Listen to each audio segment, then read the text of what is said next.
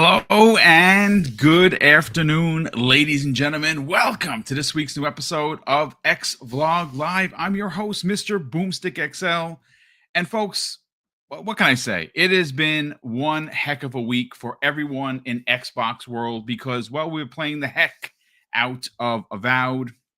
And, we have GDC around the corner.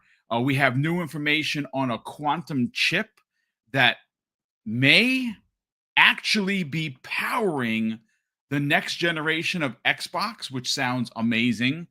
That is the second half of the story. As you can see right now, I'm solo. C Money should be here momentarily. He's had the link for a while. We've been talking in the DMs, so he should be here. We actually had a story that we're going to open up with regarding Shuhei Yoshida. Obviously, he has recently retired from Sony. He has left Sony Interactive Entertainment, which he was there for, I believe, was 30 years. And man, he talking about talking. He has been spilling the beans about how he was treated by Jim Ryan. He recently, and of course, that's one of the many things we're going to talk about regarding this. He got a chance to actually play The Last of Us Online. I have that story in front of me. And that comes the way of a good friend of the show, Okami13 _, a phenomenal member of the community. I talk about him all the time. You should be following him. He does not only have his own YouTube channel, but he is a member of the community where he consistently puts out information regarding the industry. He's definitely one of the go-tos for me personally. And, there's plenty of people that, we have in that. Shinobi 602 is one of them for sure. Clobriel is another. Hazardor Gaming, all amazing members of the, content creator community. And again, some have YouTube channels, some don't, but they are still out there putting in the work to share their gaming knowledge with everyone. And of course, I'm always greatly appreciative of that. Want to welcome everybody in here. Here is C Money. Let's bring him on in. C Money, my brother from another. Good afternoon, kind sir. How you feeling? Good, man. Sorry, I got a work call literally right when I was gonna. Isn't that always the case, though? I mean, it's either the door ringing, and I feel like Greg Miller when they used to have like the small studio, and UPS would be ringing the drop off packages. It's hilarious. How you feeling, bro? How's everybody at home? Doing well, man. Thank God, man. Everybody's doing good. Happy to be here. I'm digging this. What are we doing? Full screen gameplay in the background now? Yeah, I wanted to try some different angles. I'm going to reach out, see what the community thinks about it. Because, obviously the standard fare is we shrink the screen a little bit. We're off to the left. But look, you're here. We got 130 people already here. We're only a couple of minutes into the show. I want to open up with what exactly is going on at PlayStation. Now, again, this isn't toxic. This isn't console war rhetoric. The reason why I bring that up is because Shuhei Yoshida, in my opinion, is not only one of the gems of the industry as a whole, he, in my opinion, was the heart and soul of PlayStation, or at least one of them. Now, your mileage is going to vary based on some of the other leaders or former leaders. I didn't care too much for Jim Ryan and his shenanigans. Sean Layden is someone that I actually really liked. I liked Sean while he was in charge of PlayStation because when he would show up to these events, when Sony actually used to do like big presentations, he would be out there and high-fiving and just palling around with the Sony fans. That's who he was.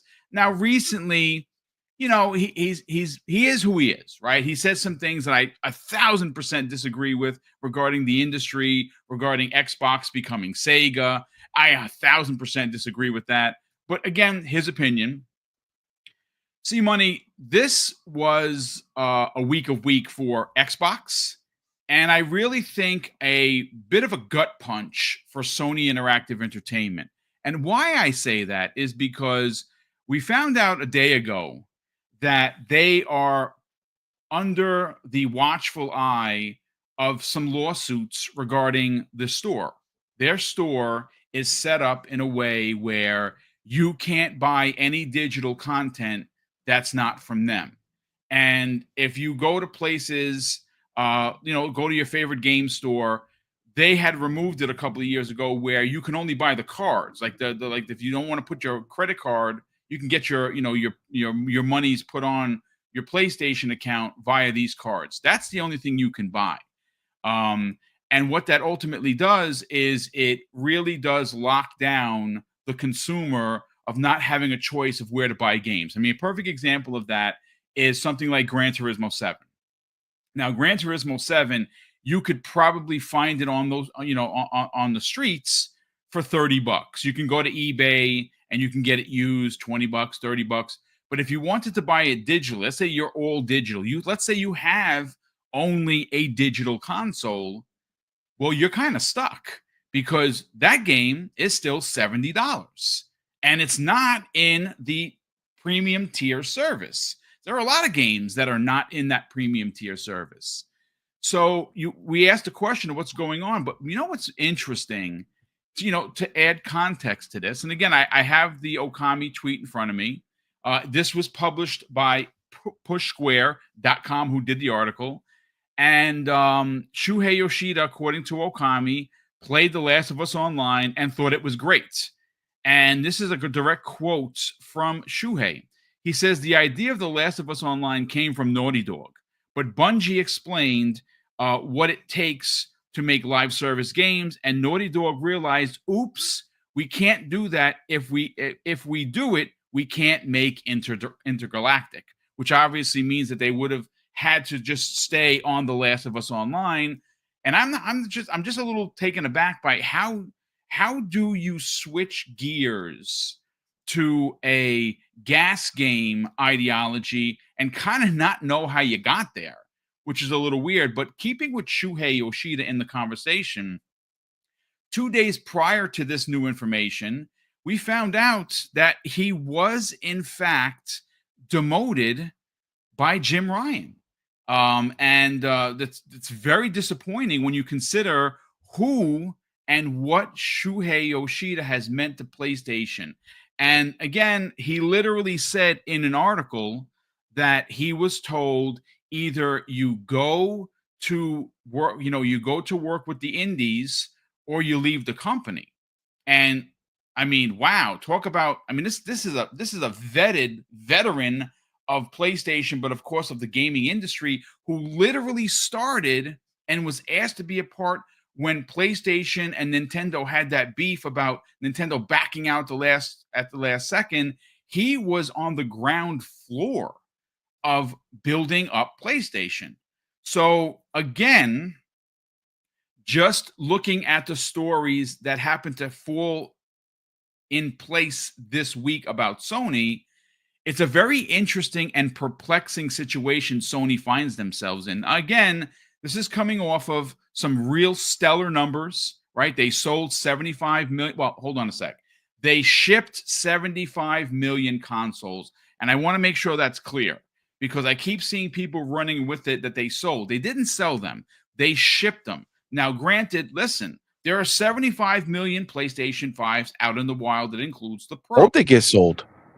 What's that? I need them. I hope they get sold. Well, I need 75 million boxes in play. Yeah, well, we'll see. To get those sales, baby. You know what I'm saying? Yeah. Get those Call of Duties. Let's get that Outer World 2. Let's get them Dooms. You know what I'm saying? Let's get the Well, you know indie. what that's going to do. That's obviously, yeah. Well, if those 75 100 mil. Let's fucking go. I'm ready. So let me ask you this, Z-Money. Look, obviously, there's a lot going on with PlayStation right now, and it's not really great, to be honest with you, right? They seem to be any real PlayStation person, any real PlayStation person. Speak on that. Who's hoping to be able to say, man, one of my favorite studios is Naughty Dog, and I can't wait to play their game this year. Oh no, they're still not releasing the game because they were working on a different game. They got canceled. That was supposed to satiate us until the next game comes. Damn.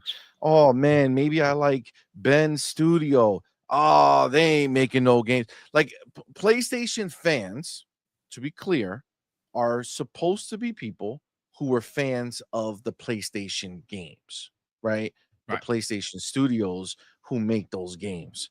And They don't have those games coming anytime soon. And the one game that was supposed to be coming this year, curiously, they didn't even bother dropping a new trailer for. And instead, they chose to drop a trailer for another game that's not launching this year, but launching next year. I'm just saying, um, I'm just saying that's pretty bad. Yeah, and to be clear, you know, I the only reason I ever owned the PlayStation was because of the PlayStation games that would come out, and you would hope that there'll be something that was exciting. And that used to be the case where they had some, games that were worth doing. But if I'm a PlayStation 5 person who only messes with PlayStation 5, I'm so sad.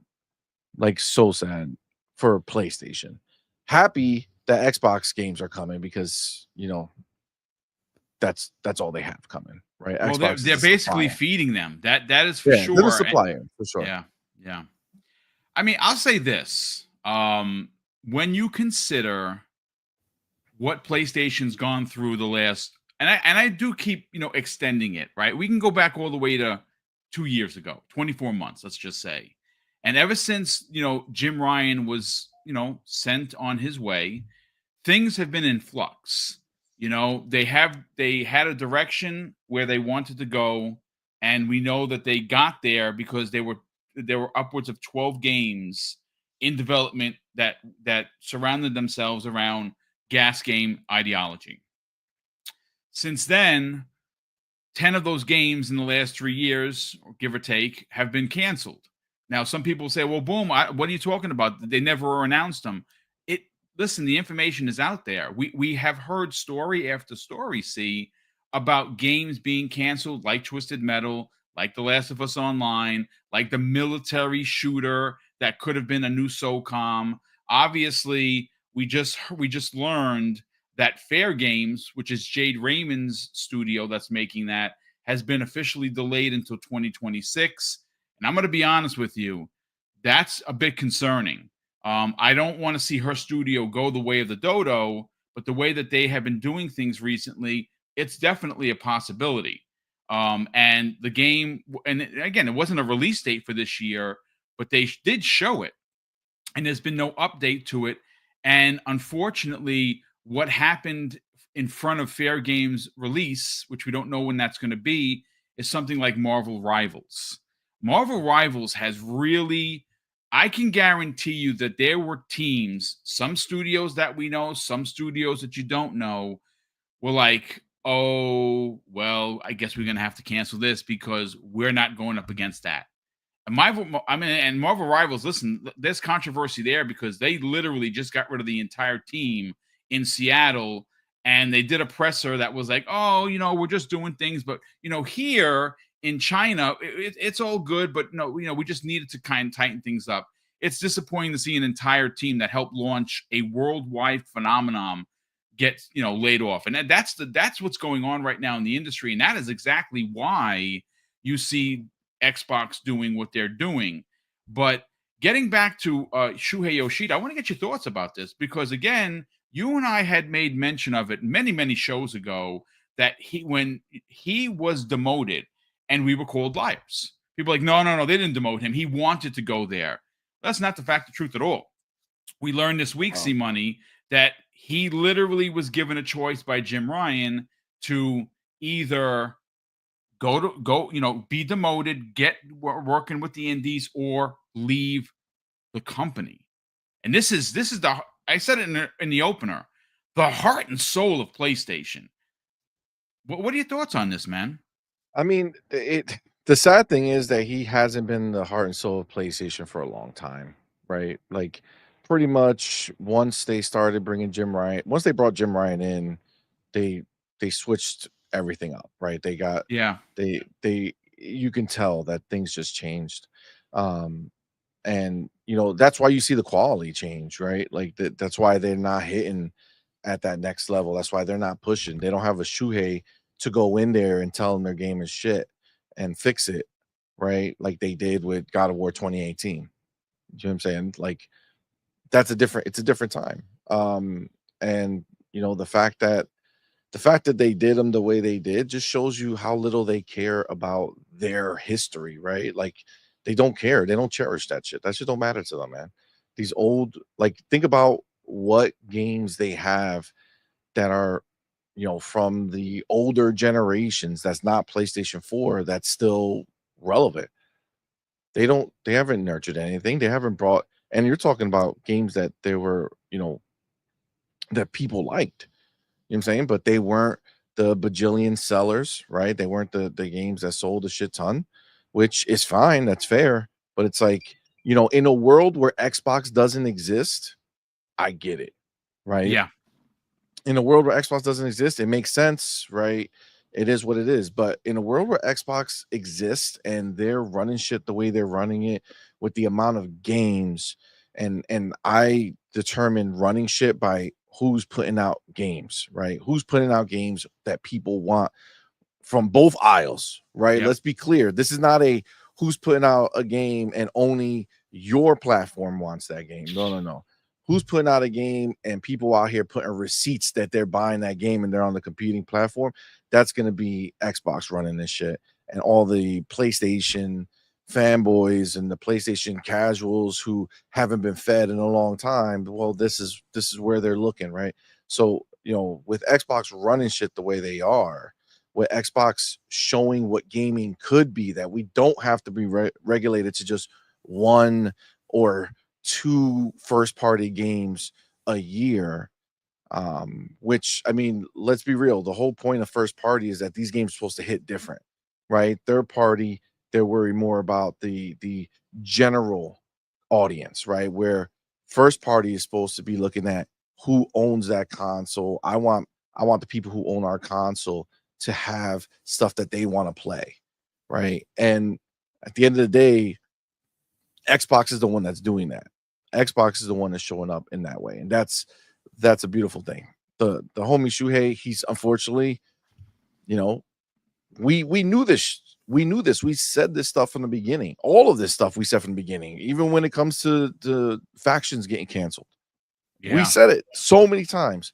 Bungie went in there, talked to them, and got this thing done. And look at what it is. You telling me that, oh, I'm making a live service game. I didn't know I was gonna have to keep up with the game. Like Yeah. like how incompetent. Like if this is true, okay, which he's saying it, so obviously it must be.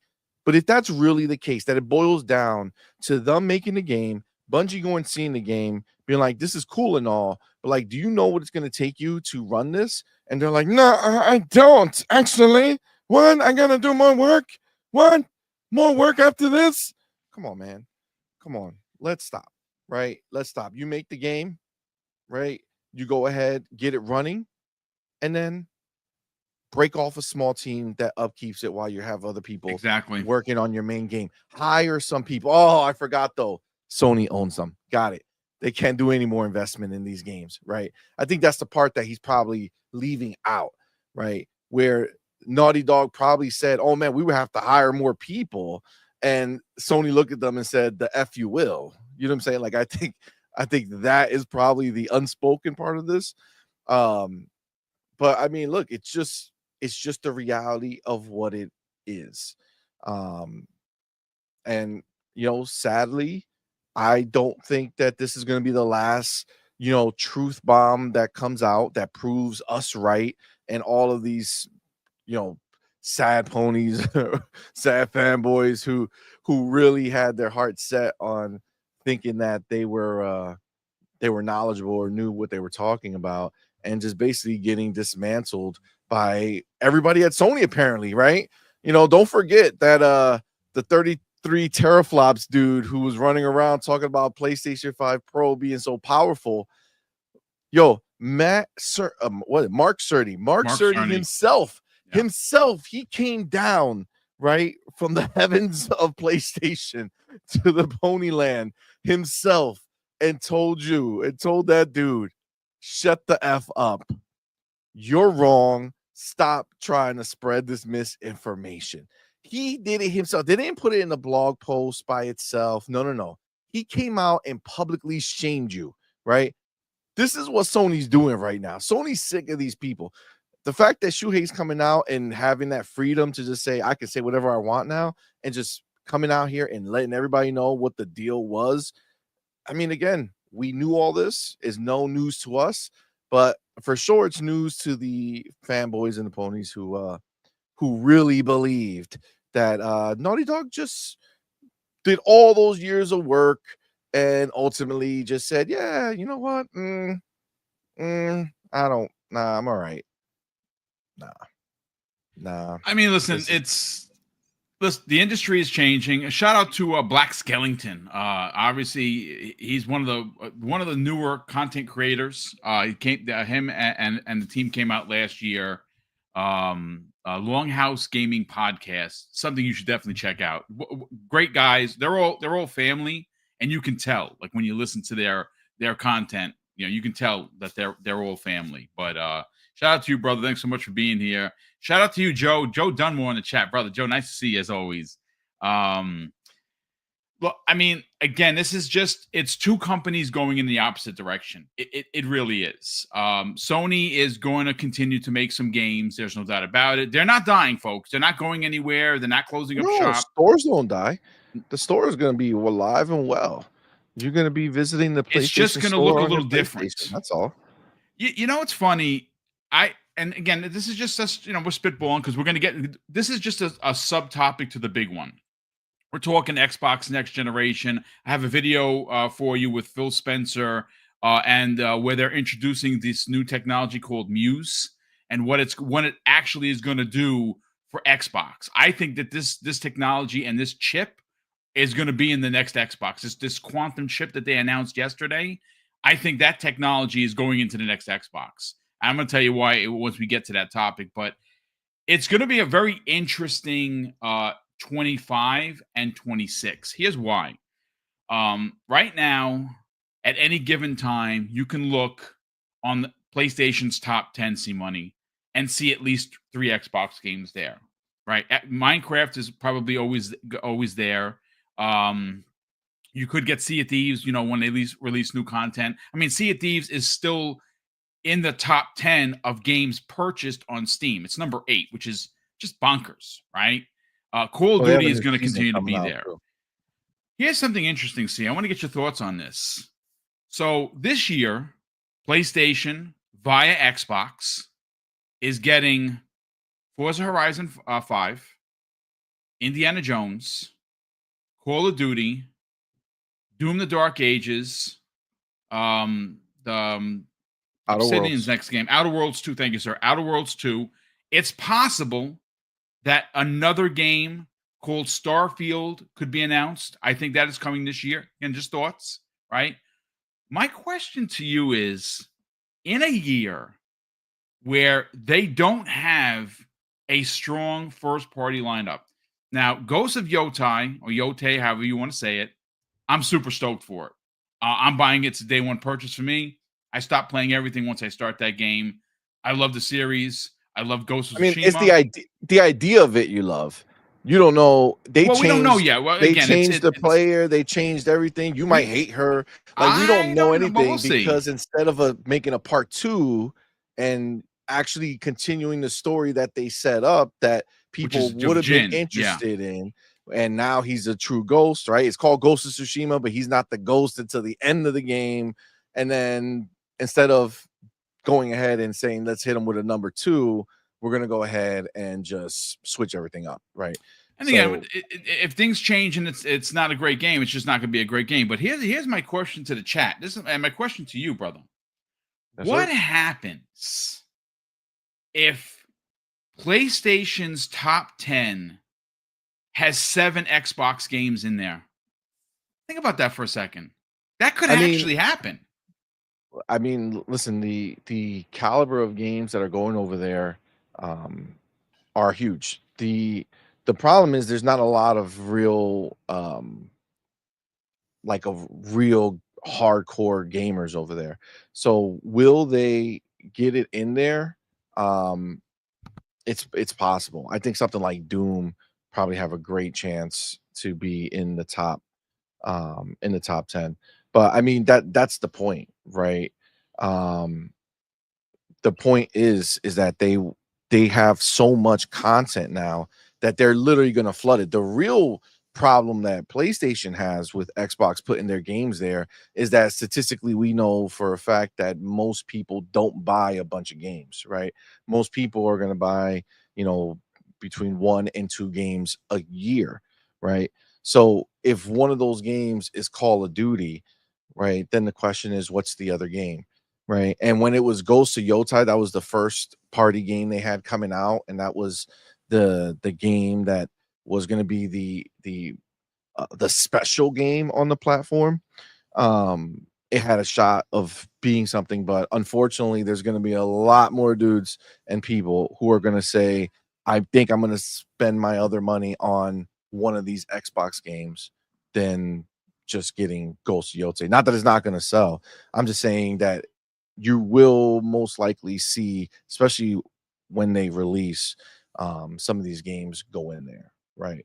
I mean, that or they just prove that no matter what you give them, it doesn't matter, and they prove Sony right, right? They prove Sony right. They prove Sony that they don't need to continue to invest in first party. And listen, if you're somebody who sits there and thinks that this is a win for PlayStation, you're absolutely right. PlayStation, the brand, the company, the entity, yes, huge win for them. They're going to start making money on games that they never would have made money on, right? And that's great news for them because we know they're down bad, right? So they need it, right? For sure. But the part that you all like to conveniently not look at or think about is the fact that in this scenario, PlayStation first party becomes more and more irrelevant, right? PlayStation first party becomes more and more irrelevant. It's already irrelevant, right? We know that for sure. Last year, they didn't release much of anything, right? That mattered. Nobody showed up for the Lego hole. Nobody showed up for the Concord. That shit died, right? Nobody showed up for the other one that they did. There was another one, Astrobot. Nobody showed up for that shit. So I mean, nobody cares, right? And then you look at Helldivers 2, again, that's a PC game as far as PlayStation looks at it, because that's where most of the funds and dollars were spent. But at the end of the day, what these ponies who just want to cling to and want to completely ignore is the fact that PlayStation's already removing themselves from the equation as far as first party is concerned. You know, on our show, our homie Pharaoh Bazaar uh put something out there that just made it 100% click and make it make sense, right? PlayStation is lining up to become, and they would be so lucky if they could make that type of money, but PlayStation is lining up to become the Valve of consoles, where they're literally going to be a storefront that every once in a blue puts out a game. That's where they are right now. And that's only based off of every single game that comes out, how it does. Because, I think, I don't know if I said it here, but definitely on my channel. Xbox, it's funny because Xbox Studios and PlayStation Studios are in completely different spectrums right now, right? Xbox Studios, every single one that is making a game right now is potentially making the best game they ever made. Correct. And that's right? because of the money. Yeah. Yeah. They're making the money and the time, right? They're making the best game they ever made. We saw this right now with Avowed is phenomenal. We saw South of Midnight is looking crazy, right? And we've seen it with everything else that's been released coming up to where we are now, right? I think since Redfall, everything else has hit in a major way as far as Xbox players enjoying the games, right? Like And the that's just the quality of reality of what it is. games. The quality, the quality is high, right? So every game, and I've said this, and it's true, every game that comes out from Xbox right now has the potential to be that studio's best game and the game that takes them to that next level where you now put some respect on that name, right? Like these are smaller studios that are now getting more insight and more eyes on them. Like Compulsion, I think South of Midnight is going to be huge for them. And I'm not talking about millions and millions of sell. I'm talking about respect, right? I'm talking about how people view that studio.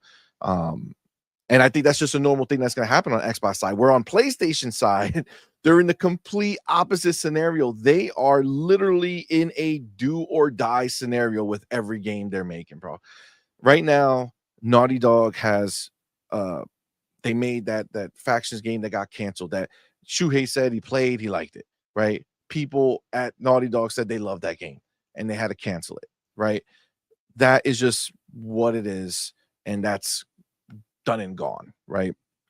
So they have Intergalactic. Intergalactic is getting shit on in so many ways. Like, this is the least anticipated game ever in the history of Naughty Dog. Okay. Yeah. There's only so many swings that Sony's going to take right now. And some of these games have already been in the works for a while, so they've already spent a lot of money. You very well can end up seeing a huge consolidation of their studios where they go from however many they have to saying, all right, this one's not worth it, this one's not making it, and they're just living off of the storefront they have. Now with Xbox games coming, again, that's an additional 30% across the board that they weren't having before, right? That they're going to be able to rely on to just get them through. Remember, they're not taking this and investing it. They're taking it and trying to recoup, right? Like the only investments PlayStation has made since Bungie, I'm sorry, not PlayStation, Sony, since Bungie has been outside of PlayStation, right? And you could look at Katakawa and say to yourself, oh, I love From Software. They must have been done it for that. No, it's for anime. It's for the anime. Yeah. It's the only reason. You look at that last event that PlayStation had, that Sony had, where they said they're bringing their future to CES. Remember that? The CES presentation that they did, right? They're bringing the future to CES. PlayStation wasn't part of that future, bro. It was such a small little side piece of it. Even when they brought up what's his name? The dude from Naughty Dog. It was just to talk about the Last of Us show coming out. He mentioned Intergalactic for like 3 seconds, and then it's on to the TV, right? Because that's Sony's future, right? Sony is looking at Sony is looking at PlayStation as their main source of income right now, and desperately trying to figure out how to get away from that. And the reality is that Sony's not, like, the fact that they have to drop $200-300 million to make a game that the PlayStation audience is going to care about is not sustainable for them, because that's all risk, right? That's all. When they spend that money, they're not getting anything back until it goes on sale. They're risking a lot of money, and first party is the only place where they have that risk. Outside of that, they're banking, right? Outside of first party, everything else is banking, right? Yeah. They make money on their store, they make money on their services. The only negatives that they come from first party. And you're going to see it, man. More and more time will go by, and it will be, unfortunately, or fortunately for PlayStation, just their reality. They'll keep having games on their platform. People will treat PlayStation like they treat a Blu-ray player. You know what I'm saying? It's just the box that they chose to buy, is the box that they know, and that's it. That's all it is right now. And clearly that's where it's going to continue to be going to. And it's so wild, because as I keep watching, as you were talking earlier, I'm watching Avowed, and I'm just thinking about, God, what a phenomenal game. I can't, dude. I was telling people the other day, I had dreams of it, bro. Dude, yo, I can tell you right now, I don't ever, okay? Anybody who knows me knows that I do not replay games, okay? I'll say I would like to, but I never do. It's just time. Right? It just never happens. It's just time, right? It just never happens. And I beat this game, obviously, for review. I put over 70 hours into it, which, by the way, I got a little upset because it was supposed to pop and they didn't pop. So only some of the achievements popped from, because during the preview it was an insider build, so you didn't get achievements, but they were supposed to unlock, and only some of them did. So I'm like, oh, that's fucked up, but that's okay. I'm going through it again anyway. I started again, freaking loving it, doing a whole new build inspired by Doodle, who also put 70 hours into that game, actually way more now. But she played a ranged, she used a rifle a lot in the game, like she ranked that up. So I'm doing double pistols. Woo! It's changes the whole game. Changes the whole game. And I'm experiencing so much other shit. It's crazy. It's really a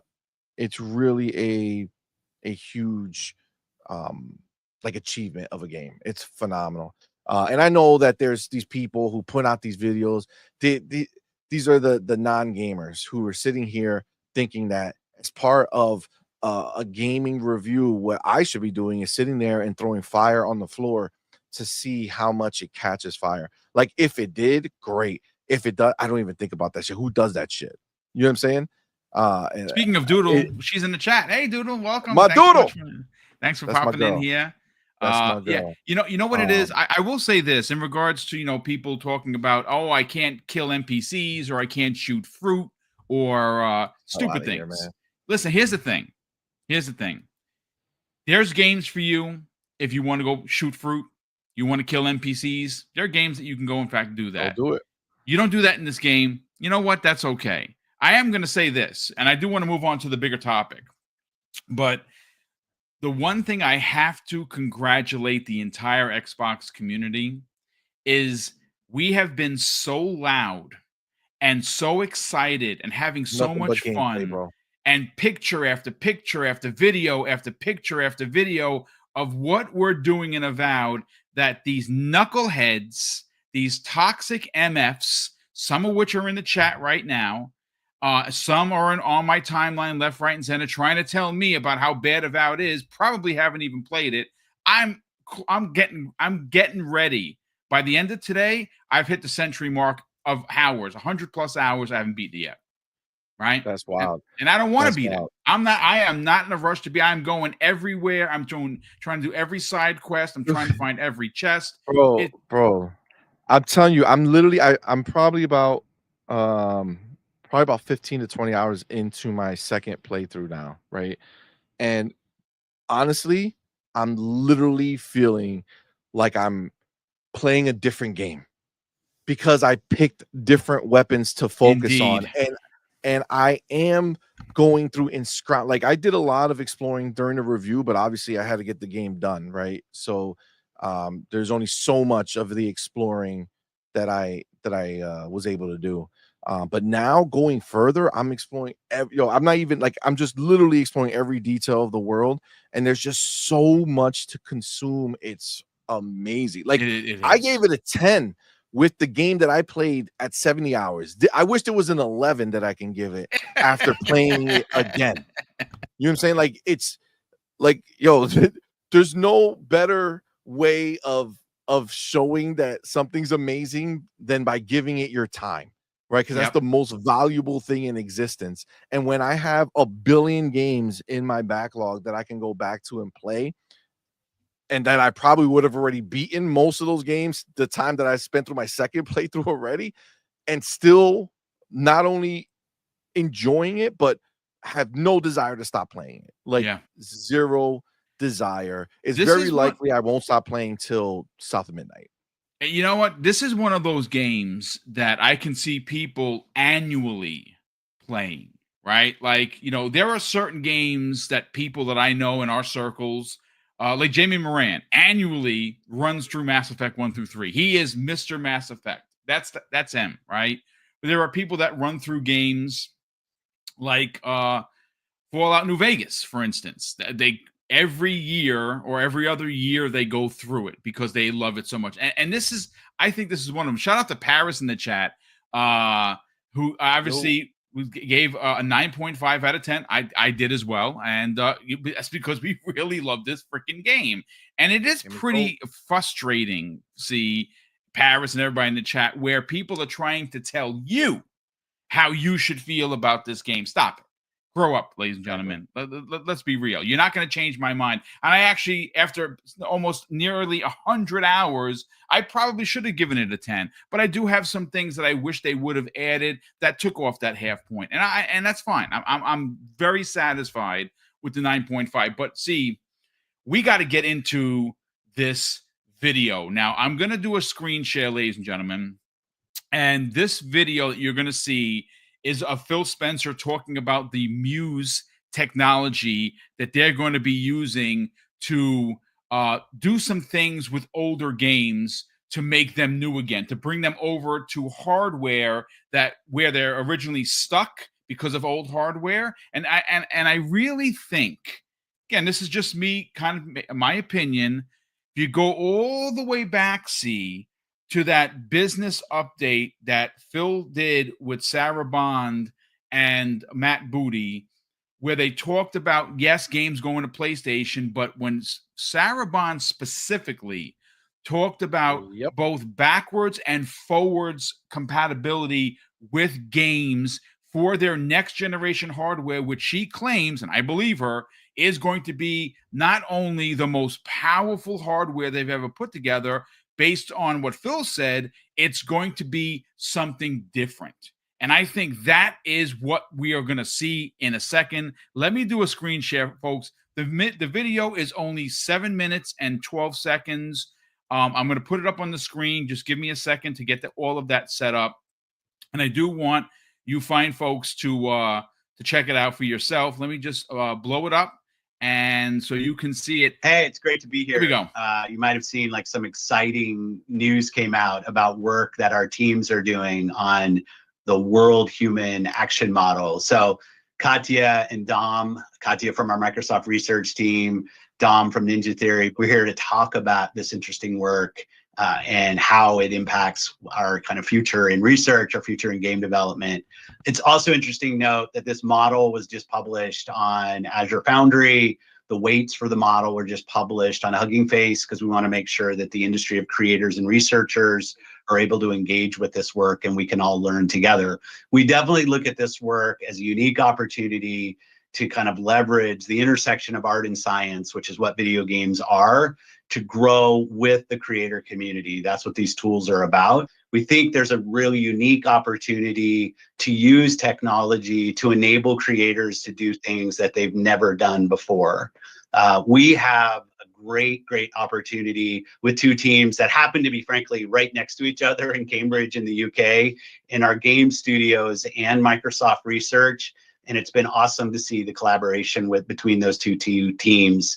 So what I'm going to ask is I want to have Katya talk about how they see this technology and the work that they've done. Absolutely. Thank you so much, Phil and Dom. Fantastic to be here and reflect on the work that is coming out today.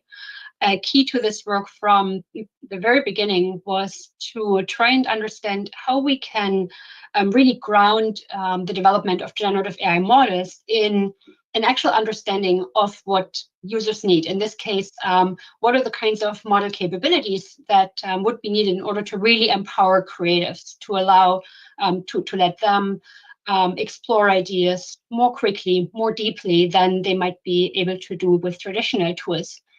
And so in this work, we grounded our generative AI model development in a user study with 27 game creatives.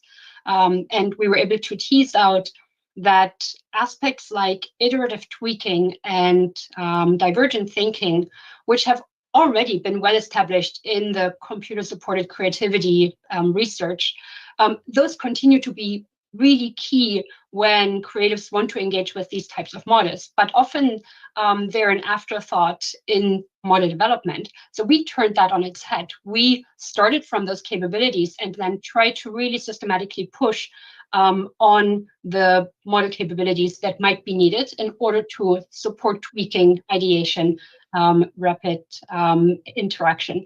And so that is how we developed WAM and focused specifically on those model capabilities of consistency, diversity, and persistency. And you can read a lot more in the research publication and the demo videos associated with that. I'll tell you one of the things that I get excited about One of the things we care a lot about at Xbox is game preservation. And I think about an opportunity to have models learn about older games that were maybe tied to unique pieces of hardware, where that engine on that hardware is kind of, time will erode the amount of hardware that's out there that can actually play a game.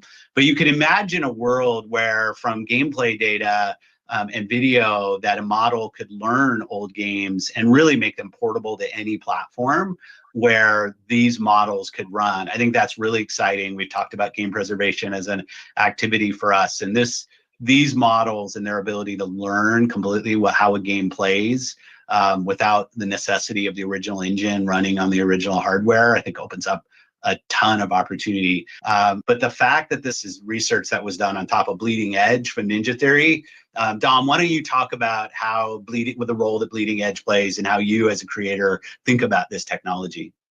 Yeah, thanks, Phil. Yeah, so as you mentioned, Katya and Katya's team and our team here at Ninja Theory, we happen to be in the same city in Cambridge in the UK. We're just down the road from each other. So when we joined Xbox Game Studios, we were introduced to Katya and we started to think about how could we collaborate. And we've been working together now for a few years. And Katya asked if they could use Bleeding Edge as a multiplayer catalog title as a test bed for their research and for this technology. We were happy for them to do that, and what we're looking at today is really the fruits of the work that Katya and the team have done. And I think for us as a game creator, the thing that I'm always really interested in is how can we help our teams do more? How can we help them to push their creative ambitions and their creativity even further? So technology like this for me, and I think for our studio here at Ninja Theory, is not about using AI to generate content, but it's actually about creating workflows and approaches that allow our team here of 100 creative experts to do more, to go further, to iterate quicker, to ideate quicker, to bring the ideas in their heads to life in a tangible form for others to see. So, although this is technology that we haven't used in the creation of our games, and we don't intend to use this technology for the creation of content, I think the interesting aspect for us that is exciting is how can we use technology like this to make the process of making games quicker and easier for our talented team so that they can really focus on the thing that I think is really special about games, which is that human creativity. Games to me are really creators using the medium of games to talk to their audience, to communicate through the medium of interactivity, and that is core to game creation for me. So what's important with this is that we have the human creativity, but through this technology we can empower them to do more and push their own dreams further than they have been before. Yeah, like we're always thinking about how do we put tools in the hands of creators so that they can create things that they haven't been able to create before. I know you and the team will continue to make progress. We obviously have Game Developers Conference coming up. It's always a unique opportunity for us to talk about more of the innovation that's happening between our creative teams, our platform teams, and our research teams. And I'm really excited about what we will get to show next. But congrats again on all of the progress. Really, really exciting. There it is. There you go. I think there's something to be said about this. See, and again, this. If you just look at what they're saying, it does seem they are so ahead of everybody else. Like it really does. I mean, that's not a debate. Like if you think otherwise, I mean, just look at where they sit, right? Like, and we're talking about in gaming, right? Like just to be clear. Microsoft is the one who's obviously coming up with all this stuff, right? Microsoft is looking into the AI. Microsoft, that's their whole play, right? Like they're going in hard. Tom Warren just did a scoop that the new Chat GPT from OpenAI, Microsoft's already getting ready to put that out or implement that. Like they came up with this quantum computing, creating new matter. Like we're not talking about the same type of companies in the world, right? Like there's big dogs that are in the 3 trillions, right? And then there's companies that still live in 100 billion range and have been for a long time and have no clear way of getting out of there, right? And that's just the reality of what it is, right? So you know, PlayStation, AMD, all these other people, it's not Nvidia and there's not, not Microsoft, right? So at the end of the day, it's dope that they're pushing forward, right? They're pushing forward, and that's what we want always, right? This whole thing where I hate when I hear people saying, "Oh, it's good enough right now." Go take your good enough ass back to PlayStation 2. You know what I'm saying? Like, I don't want to hear you with it. You said it was good enough every generation, right? Like there's always going to be those people who just want to stay, right? Stay where they are. Be this comfort level. This is just what I'm going to do. This is good enough. No, fuck that. F that. No, Microsoft You is want always boundaries moving forward, broken, bro. right? Yeah, You want man. to kick down the door and walk through it. Xbox is a part of it. Microsoft is leading the charge. Let's make that no mistake here. They are leading the charge, but because Xbox is such a big part of what Microsoft does, and they are the same company, they have a new console coming out. Now, granted, is this console coming out next year? I originally thought so, but all of this stuff happening makes me wonder if it is actually happening, because remember, there's a handheld thing that they're working on. We know that the new console is happening. Phil Spencer didn't specifically say that it was the Steam box underneath there with Xbox logos all over it, but he said that they needed to do something that was different, something that would make people buy Xboxes again. And this open sourced, this rumored open sourced Xbox seems to be the route that they're going. And you know what? Just to add some additional context, C Money. And again, I did see a bunch of super chats, folks. I'm going to get to them in a second. I do want to read you a story that I pulled from VGC.com, Video Games Chronicles, one of my favorite places. This was, of course, written by Andy Robinson. It was posted, and the lead title says, Microsoft says it could use AI to revive classic Xbox games, and says Microsoft is exploring bringing back a catalog of games to modern devices using AI. And it goes on to say this, see, Xbox is looking to utilize its just announced generative AI model for preservation of classic video games. On Wednesday, Microsoft Gaming Division announced Muse, a generative AI model that it says can generate game visuals, controller actions, or both. Now, the company's main demonstration of Muse showed how it could generate video game visuals using training data from Ninja Theory's 2020 game Bleeding Edge. However, it also discussed how Muse could help preserve classic games in the future. And again, goes all the way back to what Sarah Bond said last year during that business meeting, or the business update. And I have a quote here. This comes the way of AI corporate VP Fitma Kardar, and says this: today's countless classic games tied to aging hardware are no longer playable by most people. Thanks to this breakthrough, we are exploring the potential for Muse to take older back catalog games from our studios and optimize them on any device. We believe this could radically change how we preserve and experience classic games in the future and make them accessible to more players. To imagine that beloved games lost to time and hardware advancement could one day be played on any screen with Xbox is an exciting possibility for us. Bro, let's talk about that, because if you're thinking about this, again, folks, sometimes Xbox and their executives, you think that they're talking in riddles, and that's because we don't have the context in front of us of what they know.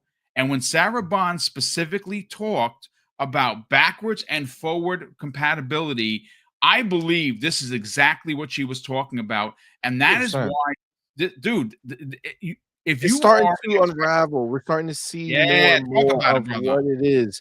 You start seeing how they start talking about all these different parts and pieces. They're going to collectively come together to form what ultimately will become our next gen console. Um, I mean, look, she said it, biggest technological leap, right? Biggest technological leap ever, right? And again, just this conversation alone with Muse and what that can be.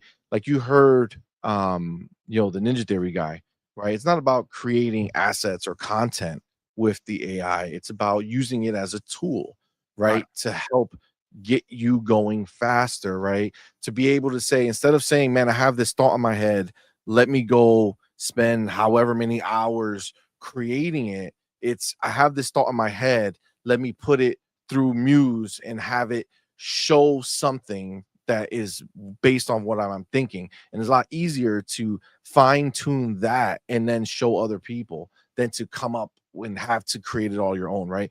All of this stuff is going to do what the industry needs, Yep. which is a way to cut cost, okay? Because time is money, right? So if they can do anything that helps get these games out faster, right, quicker, and we're talking about even, bug fixing, right? Like going through a game, having the AI. I mean, they already have things like that, but something like this is going to be able to do it at a higher level, right?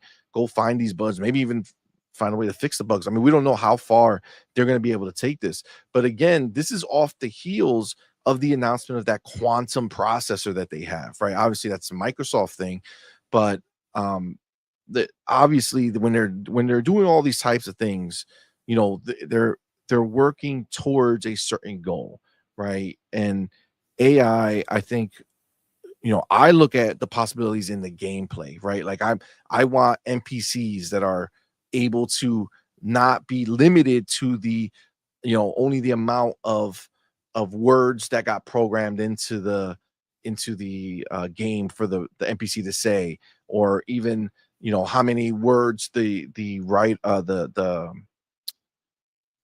voice actor was able to do, right? Like they need to be able to take this and make it exciting for us gamers as well, which I believe it's going to do, man. I think there's going to be a lot of work there.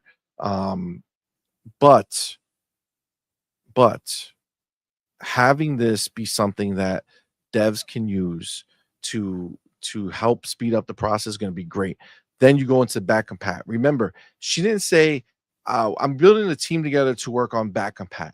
No, she says she's getting together a team to work on future compatibility, right? She wants to take, so there's a difference between making your hardware be able to like run old content, and what now we can kind of see what she was alluding to without us knowing. You just associated with back compat, but what she's saying, she wants to make future compatibility. So she wants to take this AI, go take those old games and bring them into the future, not have a hardware piece that needs to go into the past. You know what I'm saying? Like that is huge, man. Like there's so many games that are older and lost to the ether, that could be brought back. And I saw somebody, I forget who it was online, but they put a picture of what was that Rockstar game? I was just about to say that the detective one, The detective something one, not no. LA Noir, LA Noir. There you go, Uh, LA Noir. Yes. So they showed it, right? And they said they showed it there. They showed a picture and they showed another picture next to it. And it is a AI like generated upscale of the It looked original picture. incredible, And it dude. looked freaking amazing. And obviously that's just I'm assuming that's him doing that.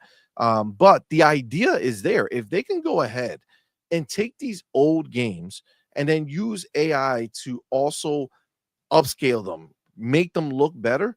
Come on, man. Come on. Like that is what that will help so many people. Like think about these studios that are struggling now, that have like old legacy games that if they had the time and money, they can go back and remaster and remake and bring them back. But because it's too much time and energy, they can't do it. Like, imagine a new revenue source for them where they can go ahead, have AI go and bring it back, and then they could use minimal, you know, effort on their behalf to kind of just fine tune and make sure everything's working right. But like things like this is where the future needs to go. And of course, it's Microsoft leading the way, right? As they do, right? Where everyone else will follow eventually. They'll be sitting there just like Azure was something that nobody thought about, that all of a sudden now it's in these games. Now, all power of the cloud, that's fake, except you look at Flight Simulator and you've never seen something more real in your life. And these they mapped out the whole world, right? So like in gaming, right? So like they're always pushing forward, they're always leading the way, and that's why I backed them. Excuse me. That's why I backed them. I'm so like I get so excited when I see them pushing everything forward. Like this is not just like that supercomputer, that like new matter they created, that quantum processor. I mean, that's like a worldwide, like that's going to be a game changer in life. You know what I'm saying? Like just what they're going to be able to do with that is crazy. So yeah, man, I'm all for it, bro. I'm all for Well, it. I mean, It's again, it just it's dope. what that little video, and again, it's only 7 minutes and some change, right? There is way more to what they announced, and you can go and find that. I'll see if I can get some context and add those articles and any additional videos to the show notes on this. I am going to say this before we get to the super chats and we get everyone out of here. You are witnessing, ladies and gentlemen, two companies going in the opposite direction, right? Sony is going to have a PlayStation 6. There's no doubt about it. But here is the question / problem for PlayStation. Is the PlayStation 6 going to be a souped up PlayStation 5 Pro? Because make no mistake, the PlayStation 6 is going to be a powerful piece of hardware. The problem is that is it going to be just another PlayStation with a number? And I think that is ultimately where they're going to be going because they're too late in the game. They're working on the PS6 right now as we speak. Microsoft and the next Xbox, and I would say pair of Xbox hardware, because one is going to be a handheld, are going to be these open source boxes. That is the rumor. That is very different from the traditional boxes that we have right now in the Xbox Series X and S, which aren't selling. And Xbox and Microsoft knows that they're not selling. So what do they need to do? What can they do to get us to go out and buy these new boxes? Make them, and again, it's perfect for people like me. I don't want a game on PC, but I certainly would love to have a Steam library, be able to buy games on Steam playing on my Xbox. And I might just be able to do that. And I think that when you can remove the whole PC-esque thing from PC gaming, and it can simply be just this box underneath your TV that you just buy, plug in, and go, but you get Steam, you get Epic Game Store, and you get your entire Xbox library, potentially with upscaling thanks to AI, that is going to be a box that a lot of people are going to buy. And why? Why would you buy that box? A, it's going to be powerful, but please don't forget about the biggest elephant in the room. That is Xbox Game Pass. You are still getting all of these games in your service, and it has become the exclusive to why you want to have an Xbox ecosystem. I'm sorry. I understand they're not selling consoles, but that is just an old metric. It is just one piece of this ginormous puzzle. And I'll end it there. Anything you want to add to that, C? Yeah, just real quick. Again, everything kind of clicks in together, right? You know, Phil made a statement when he was asked about, you know, why people would buy an Xbox, right? Why Right. should people buy an Xbox? And you know, the fact that he went ahead and said, again, you got to take every piece of the puzzle that you're seeing unveiled and kind of put it together so you can see what's happening here. He literally said he wants people to buy his box Right. because of the capabilities of their box, There you go. because of what makes their box special Yes. and different. And look at what's happening with this Muse thing. Look at what's happening with everything else Microsoft is doing. You don't know what they sitting on. You know what I'm saying? Like, you don't know what they have coming. No one was sitting here thinking about Muse, right? But they are. This is the difference, right? This is the difference between us and them, where we are limited into the scope of what we think these people are capable of doing, right? And they're not, right? They're always thinking about they get paid shit tons of money to just think about what's next, not what's next in 2 years, 3 years, 5 years, 10 years, 15 years. These people are planning. They were working on this supercomputer for what, 17 years or some crap like that? Almost 20 years. Yeah. Mm-hmm. Right. And again, like it's paid off, right? It was Paris who asked that question. Yeah, I mean, that's exactly what it is, man. That was a great question, right? Yeah. That's exactly what it is, right? That's what I wanted to hear. Like, I'm so sick. I'm one of those people who hate the fact that Xbox uses AMD like PlayStation.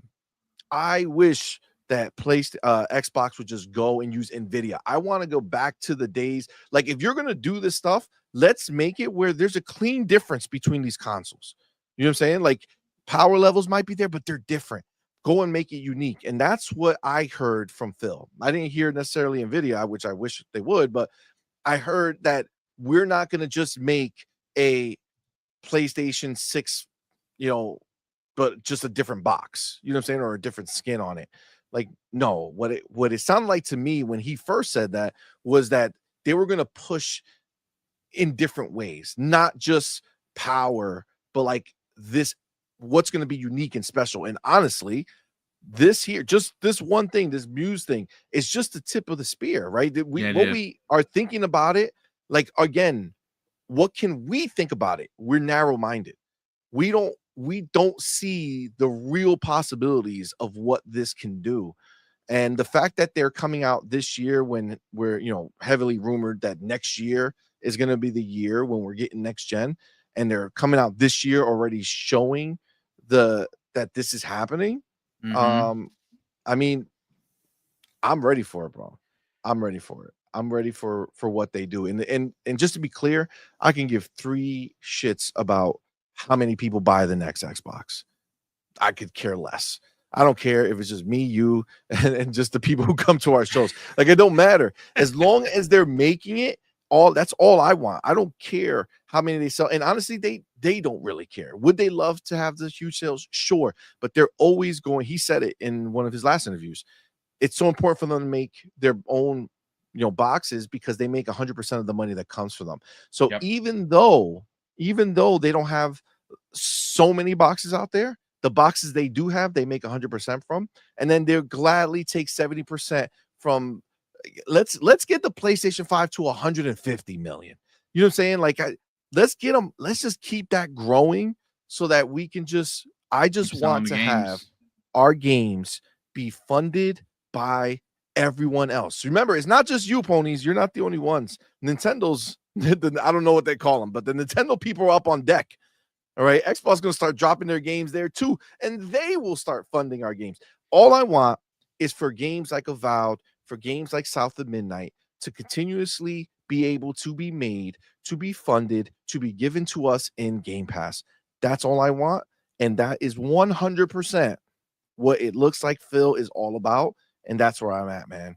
Just keep giving us more. I want Nintendo to sell 150 mil. I want PlayStation to sell 150 mil. I'm glad if we stay at 25, 30 mil. That's fine. That's good. Not a problem. Okay.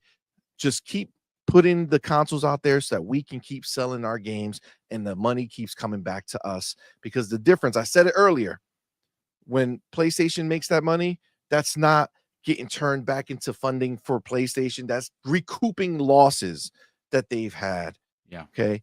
Every dollar Xbox is making outside of their profit is getting turned right back around and put back into Game Pass. That's what I want. Let's keep that going, man. I'm ready. Great points all around. Listen, this has been a great show. Shout out to Paris Lily. Shout out to Doodle for hanging out with us here. We currently have over 500 people watching live, which is amazing. Let me catch up on the super chats and the channel member chats. First of all, the first one of the day comes the way of a very good friend of ours. Will the insider Broke Boy Lewis has done what he's done many times before, and he has gifted one Double Barrel Gaming membership, brother. That is very kind of you, and we certainly Broke boy. appreciate it. He drops a very generous additional $2 super chat and says, "Don't worry, C Money. I'll be do you know me tonight?" No. It's do you K now me. Okay, That's yeah, the way. there you go. Okay, so now I got it right. Ultron Quake My drops boy. a very generous $5 super chat and says, "Boom, I'm in the same boat as you. I started dreaming about Avowed when I go to sleep. Yeah, it's a problem. I got up It again really is. last night at Really is. 2, and it's a pattern that I've done like almost since like Friday night. I'm getting up at like 2, 3 o'clock in the morning, and I'm staying up. And I looked at the clock, and I'm like, you know what? No, I worked out heavy this week. This week, I've been putting in the work. I'm going back to sleep. I'll play Avowed, and I dreamt about Avowed. God damn it! It's a problem. It is a problem, ladies and gentlemen.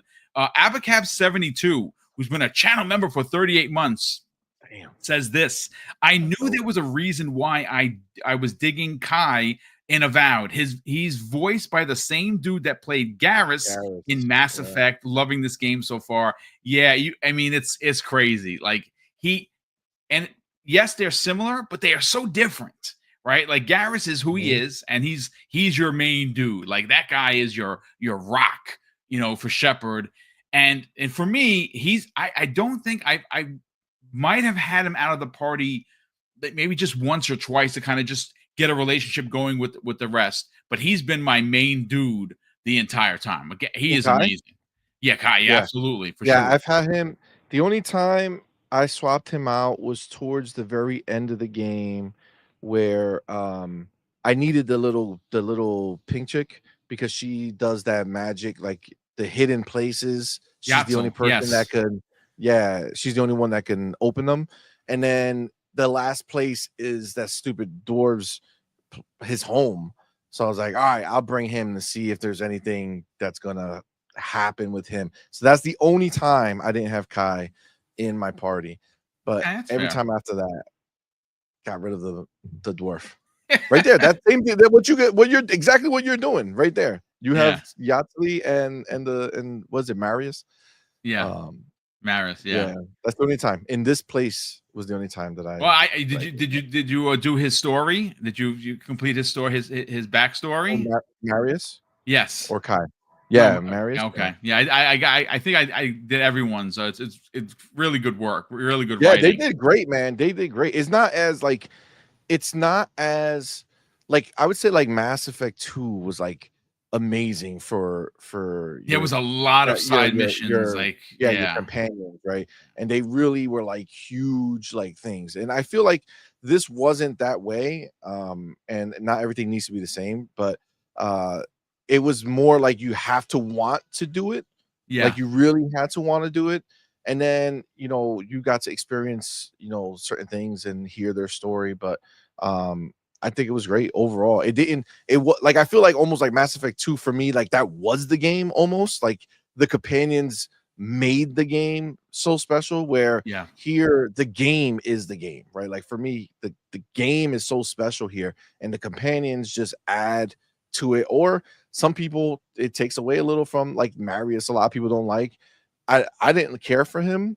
I didn't feel like that took away from the game. It just made me feel like he was a real person. You're not going to like everybody. Yeah, you know what I'm saying? Right. So I didn't really care for his takes, but yeah, man, phenomenal. Go ahead. I'm sorry. Good stuff. No, that's quite all right. Scott Woodford, who's been a channel member for 7 months. Scott, thank you so much for the generosity. He says, "Good morning. I play Halo Collection with the YouTuber from Australia, and I felt like a kid again playing it with a party. Yeah, my best experience, not talking about multiplayer, just like playing the game, goes all the way back to Halo 3. I remember running that weekend when it came out, which of course was released on my birthday, Halo, September 25th of 2007. And I remember I used to hang out with a group of two brothers and a cousin from Hawaii, and we used to play, and we played through it, and then we played through it on the hardest level, which was freaking amazing, but also ball breaking. I love jumping in with parties. I just unfortunately don't have the time nowadays. Gamer by Choice drops a very generous $5 super chat and says, the internet is a place of narratives. Xbox has bad narratives associated, but are making money. PlayStation's narrative is that they're doing great, even though the revenue is close. And the Yeah, I and mean, the profits are down. Profits are down for sure. The profits are But down. Xbox makes more money they do with less. You know what I'm saying? Like, it's just sad numbers, for them. brother. But, Yeah. look at you. Look at the part you're in right now. Let me tell you something. I have the gun I have. Okay, so I do double pistols. One of the pistols I have shoots electric. So Oh wow, that's awesome. I just bam. Yeah, you know what? I have a wand that does that now. I have a wand that shoots fire, shoots ice, and shoots electric. 3 different wands, and I have them all gold tiered, which is dope. J-Mac in the chat drops a very generous $2 super chat and says hashtag Xbox better. And I got to find out where that actually started, because I'm starting to use it because it's positivity, right? Hashtag Xbox better. He says hashtag Xbox better is real. Xbox World Order for the win. Hashtag Graybeards. Hashtag we winning, and we are absolutely. If you're a game Xbox player that has Game Pass, are winning. Yeah, gamers are winning. Yeah, we definitely are winning for sure. Will the broke boy Lewis drops an additional $2 super chat and says they're called Nintendo drones. See money. I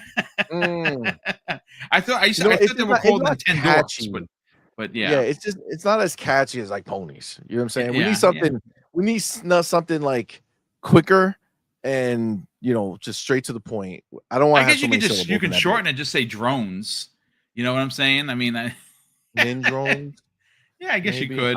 Lastly, our good friend Day Reezy drops a very generous $2 super chat. He says, "See money, TTS. He put extra mustard on his olives. Indeed, he did. Tasty. Tasty. Listen, ladies and gentlemen, thank you so much for checking us out here. Don't forget, tomorrow morning, 10 a.m. Eastern Standard Time, Breakfast with Boom. I'm writing that show. And I'm getting a chance to hang out with people that, I haven't hung out with and talked about Avowed. So if you are bored of the Avowed talk, maybe don't tune in. If you want to hear more of our Avowed stories from Silent Cypher, from Fuzzy Belvedere, because we didn't get too much from him, Korkenstein is going to be joining us as well. We're going to have a lot to talk about because, again, this is a game that has taken over the zeitgeist of social media. And I love it because it has drowned out all the negative Nancys in the community that just want to shit on everything that they can. And their voices are not being heard. They're literally yelling into the ether. And it makes my heart just glow green because nobody wants to hear from them and no one's listening to their crap. And it's awesome. See money. Let's sell the brand of On Point for Gamers, where you and, of course, the missus who's in the chat, Doodle, do multiple shows per week. And obviously, you guys have done a lot of real work to grow the channel. Now you're in with the bigs because you're getting invited, you're getting codes, you're doing reviews, you're hanging out with me and in Manhattan. It's been great to see the growth of the channel. Sell the brand, brother. Where could people not only subscribe to both of you guys, but more importantly, subscribe to your YouTube channel? Absolutely, man. Well, thank you, brother. Next up, you'll see us back at PAX. Nice, very nice. PAX East is going to be fire, so you'll definitely see us there. Boom, thank you, brother, man. Appreciate you. I love doing the show, so thank you for having me, man. It's every Thursday, 12 p.m. Xvlog Live. Catch us here, man. We do have a channel, On Point for Gamers. It's a Xbox focused channel. I would say we talk about gaming news from the perspective of an Xbox fan, right? So we do 4 shows a week, and then we have some member only shows we do on Saturday. Sunday morning is Morning Quest, 10 a.m. Eastern Time, Doodle and myself. Tuesday nights is Night Quest with Doodle, myself, Pharaoh Bazaar, and every other week Fuzzy. This past week we had Lemon from 108 Dragons on the show, which was fantastic. What a great show. If you missed it, go check it out. So that is Tuesday nights, and then Thursday night is On Point Gaming Podcast. That's with Doodle and myself. And then Friday nights is the night shift. Let's Talk Gaming. That's myself, Doodle, our boy Demo Flow Gaming, and our homie Hargi Shani. Fun show, definitely dope. Again, 8 o'clock. So basically, every night that we're on is at 8 p.m. Eastern, and then on Sunday mornings, 10 a.m. Eastern. But yeah, man, we appreciate all the support. You know, we love having everybody come out and rock out with us. We did post our review for Avowed, so definitely go check it out. Also, we have a website, onpointforgamers.com. You should check it out. We're starting to get it going. It has everything that relates to our content. But we're also going to start putting the reviews up in written format as well, not just through YouTube, but written. So Avowed is up there as well. So yeah, tonight we'll be live 8 p.m. Eastern. And, very much looking forward man. to that, brother. Yeah, good Appreciate stuff you, as man. always, man. Again, it's real honor to work with you every Thursday. We have a lot of fun. We talk about Xbox, and we have fun doing it.